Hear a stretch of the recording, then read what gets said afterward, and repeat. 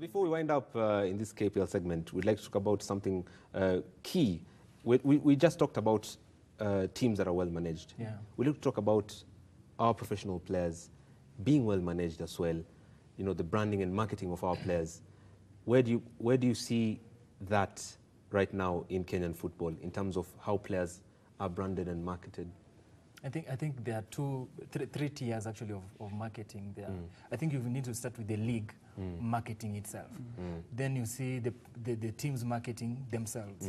And then lastly the player, the individual marketing himself. Yeah. Now, when the league is not marketed well, like we are seeing now with KPL, it becomes difficult because you don't get sponsors, and then the players won't be paid the amount they need to be paid. And if you're not paid as much as you need to be paid, then you'll think of how much should I, why should I invest in marketing myself? Let's say paying Facebook for advertisements, or paying someone to take my photos or videos. It becomes difficult. So with the environment that we have, it is difficult, and there's a lot of sacrifice for a player to brand themselves. But if you're a player who has a dream about playing in the best leagues in the world, and you need to be seen, then you need to start doing that yourself. Yourself. I was almost about to ask, from the players' end, what can they do to market themselves better? Steve? The first step is being a professional, really.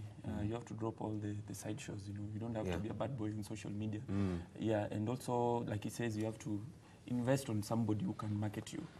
That will mean maybe even giving a couple of pennies to somebody. Just take your photos and even videos, really. I think the league right now, you can, just go in there, as long as you have the accreditation, you can go in there, shoot videos and put online. There's YouTube, the social media is open to everyone. And it's a tendency people have. Whenever someone new is signed, people will go to YouTube and try and see how good is this guy. See how good he is. And now if there are no videos, it becomes difficult. I have a case in point. There's Joseph Okumu who was playing for Chemele last season, for half a season.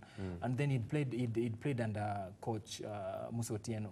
And because he had some videos that the national team had taken during games, Coach Musa was able to send those to Free State Stars. And they saw what the boy was able to do, and then he was given a contract.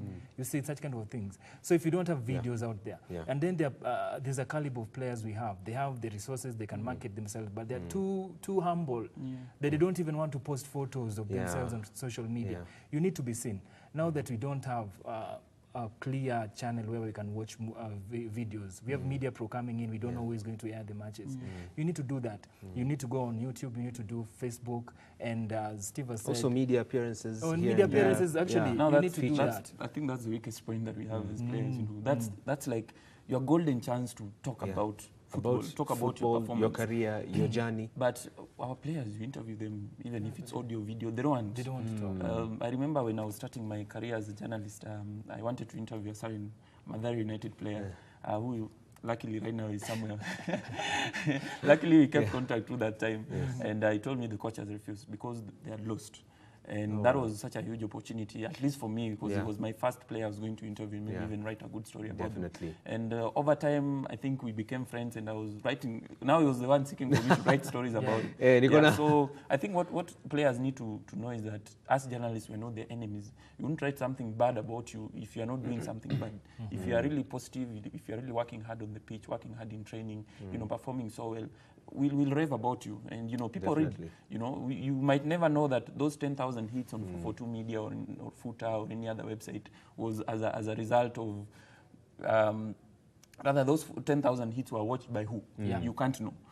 But now if you deny the media the interview, if you deny the media the opportunity to market you, then you'll be in the Kenyan Premier League or NSL the season after.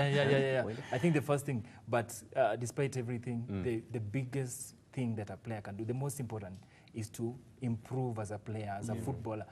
That is the biggest marketing strategy.